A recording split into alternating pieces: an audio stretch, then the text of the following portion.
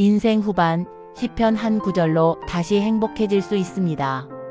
안녕하세요. 오늘은 성경의 보석과 같은 시편에서 많은 분들이 특별히 사랑하고 기억하며 삶의 여정에서 위로와 힘을 얻어온 구절들을 자세히 살펴보는 시간을 갖겠습니다. 시편은 인간의 가장 깊은 감정과 영혼의 갈망을 하나님 앞에서 솔직하게 드러낸 영원한 기도서이자 찬송서입니다. 시편 23편 목자의 시 영원한 위로의 말씀. 시편 중에서도 가장 사랑받는 것은 단연 23편입니다.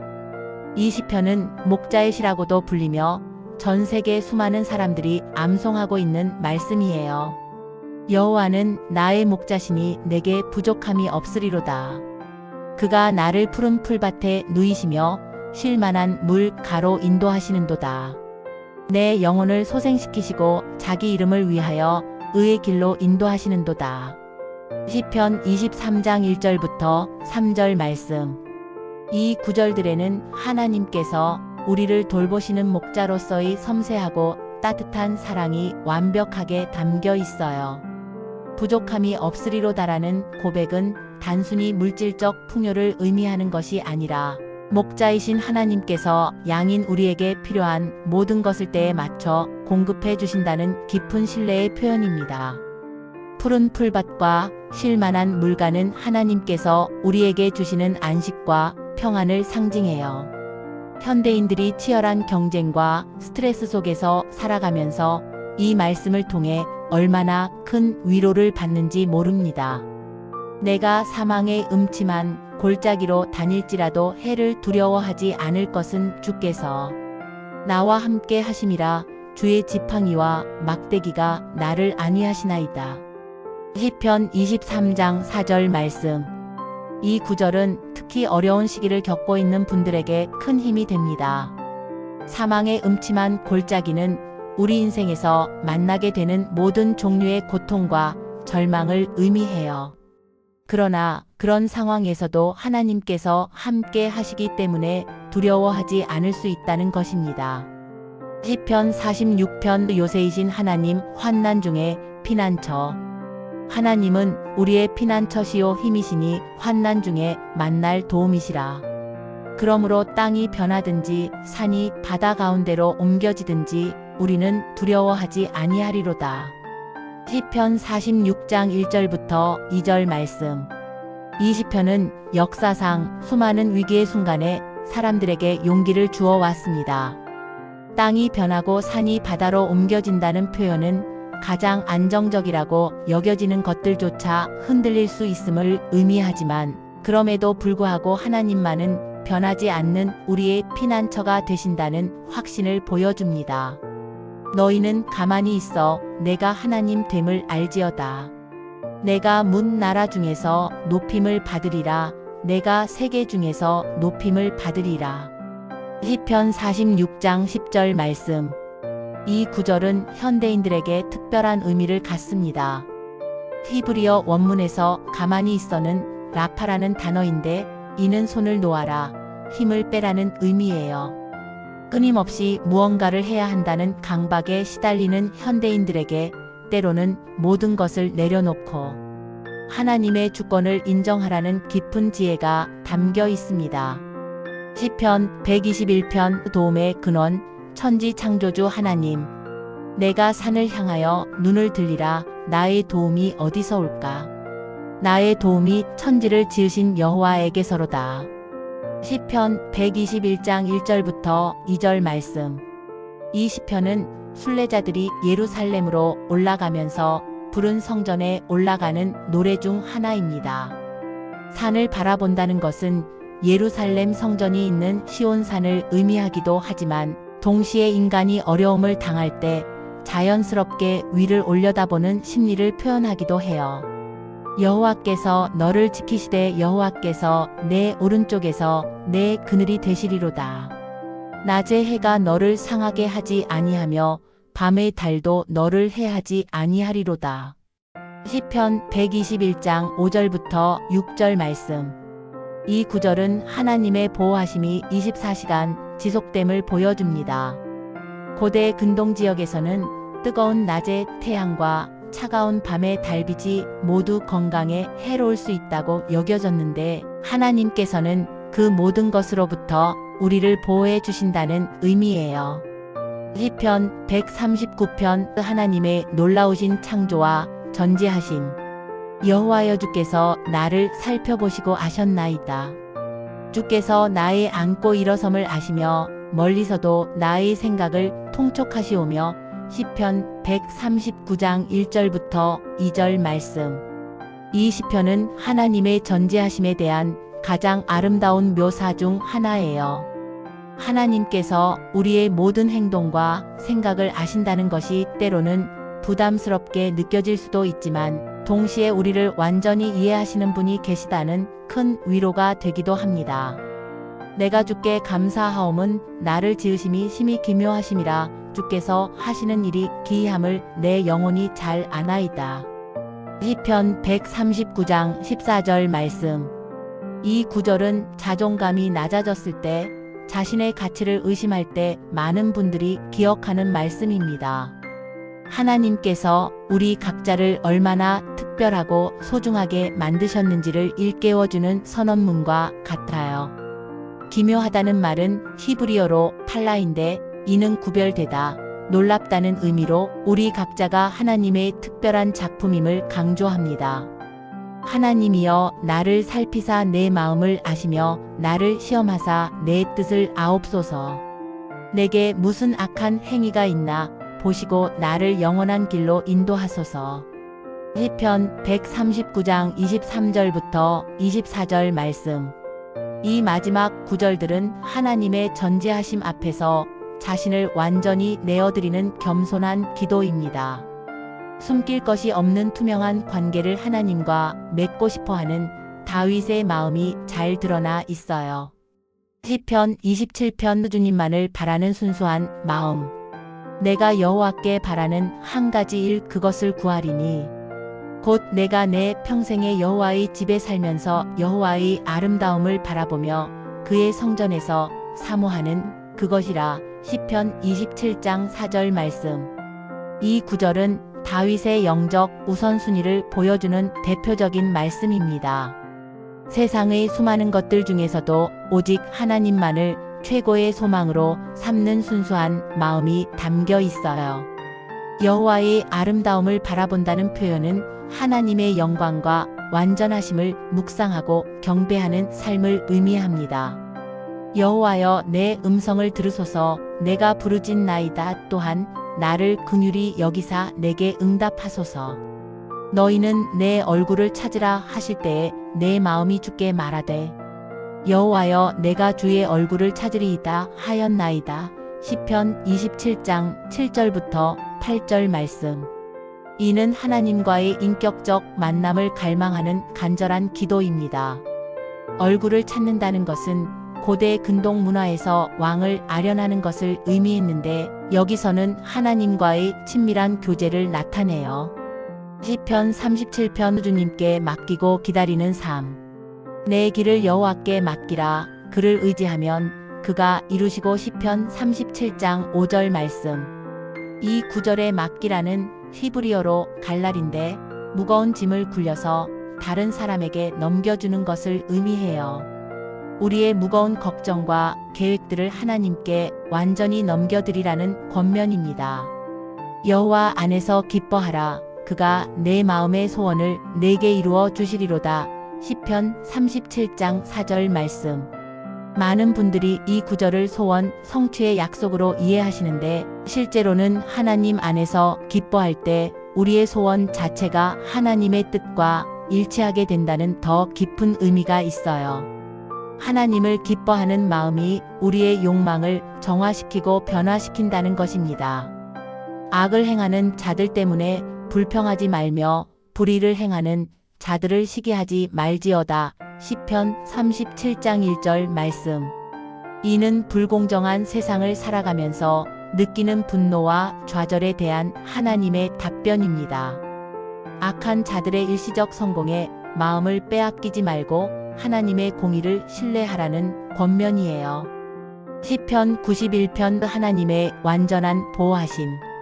지존자의 은밀한 곳에 거주하며 전능자의 그늘 아래에 사는 자여, 나는 여호와를 향하여 말하기를 그는 나의 피난처요 나의 요새여.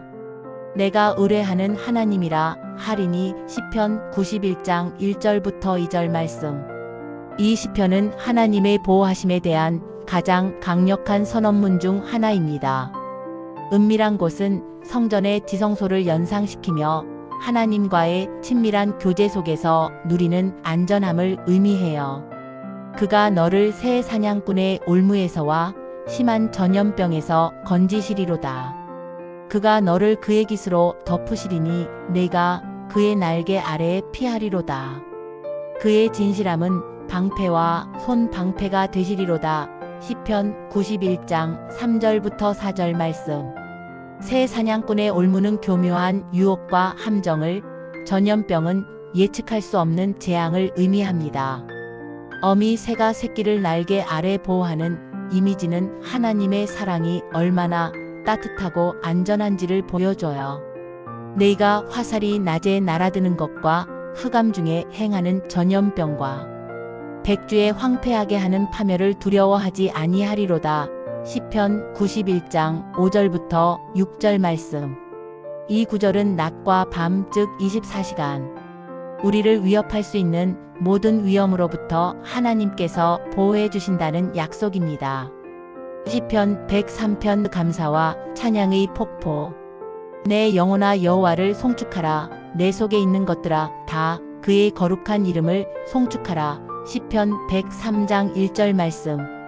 이 구절은 우리의 전 존재로 하나님을 찬양하라는 다윗의 뜨거운 고백입니다. 내 속에 있는 것들은 우리의 모든 감정, 생각, 의지를 포함하는 표현이에요. 내 영혼아 여호와를 송축하며 그의 모든 은택을 잊지 말지어다. 그가 내 모든 죄악을 사하시며 내 모든 병을 고치시며. 시편 103장 2절부터 3절 말씀. 하나님의 은택을 구체적으로 기억하라는 권면입니다. 죄사함과 치유는 하나님께서 주시는 가장 근본적인 축복들이에요. 여호와께서는 자비로우시며 은혜로우시며 노하기를 더디하시며 인자하심이 풍부하시도다. 시편 103장 8절 말씀. 이는 출애굽기 34장 6절에서 하나님께서 자신을 계시하신 내용을 인용한 것으로 하나님의 성품에 대한 가장 완전한 요약 중 하나입니다. 시편 1편 복 있는 사람의 초상. 복 있는 사람은 악인들의 꾀를 따르지 아니하며 죄인들의 길에 서지 아니하며 오만한 자들의 자리에 앉지 아니하고. 시편 1장 1절 말씀. 시편 전체의 서문과 같은 이 말씀은 진정한 복이 무엇인지를 보여줍니다. 세 가지 부정적 표현. 점진적으로 악에 물들어가는 과정을 경고해요. 오직 여호와의 율법을 즐거워하여 그의 율법을 주야로 묵상하는도다. 시편 1장 2절 말씀. 참된 복은 하나님의 말씀을 사랑하고 묵상하는 데서 나온다는 적극적 선언입니다. 즐거워한다는 표현은 의무감이 아닌 기쁨으로 하나님의 말씀을 대하는 마음을 나타내요. 그는 시냇가에 심은 나무가 철을 따라 열매를 맺으며 그 잎사귀가 마르지 아니함 같으니 그가 하는 모든 일이 다 형통하리로다. 시편 1장 3절 말씀. 시냇가의 나무는 지속적인 공급을 받는 안정된 생명력을 상징합니다. 하나님의 말씀에 뿌리를 둔 삶의 견고함과 열매 맺음을 아름답게 표현한 구절이에요. 시편 19편 자연과 말씀을 통한 하나님의 계시. 하늘이 하나님의 영광을 선포하고 궁창이 그의 손으로 하신 일을 나타내는도다. 시편 19장 1절 말씀. 이 구절은 자연을 통해 드러나는 하나님의 일방 계시에 대한 선언입니다. 밤하늘의 별들과 낮의 태양을 바라보며 창조주의 위대하심을 느끼는 것은 모든 인간의 공통된 경험이에요. 여호와의 율법은 완전하여 영혼을 소생시키며 여호와의 증거는 확실하여 우둔한 자를 지혜롭게 하며. 시편 19장 7절 말씀. 자연계시에 이어 하나님의 특별 계시인 말씀에 대한 찬양이 시작됩니다.